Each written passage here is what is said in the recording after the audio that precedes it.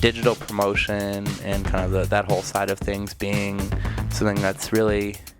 been the modus operandi, let's say for the last 10 years plus, or has become more and more of a thing. I think it's kind of made the necessity for something tangible and something visible in your daily life like that much more necessary. Just because, if you can actually hold it or see it right in front of you, in some ways it's almost more memorable and more meaningful than, say getting a Facebook invite or, seeing something posted online.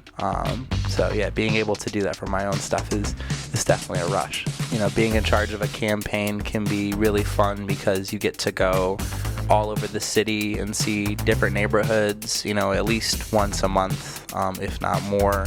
And, so you really get a sense of like what's actually happening in certain areas that you might not go to regularly, like versus where you live.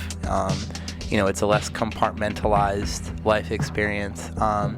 think the only downsides are if it's kind of nasty out, you got to make sure you've got your nice little supply of gloves and a warm car, and if you've got a job to do, you got to get out there and knock it out. And sometimes it involves being outside and being really cold for a hot second and then running back into the car and then hopping back out to go finish it up. What we have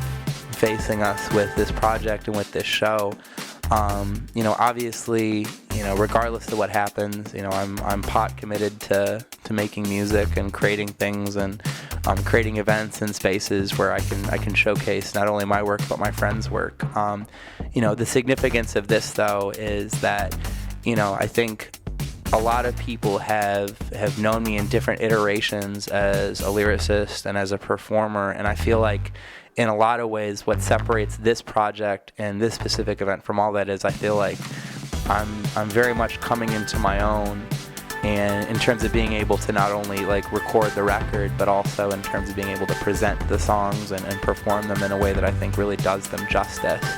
on a larger scale. And I think if anything, my real desire from this project and from this show is, in terms of the record itself,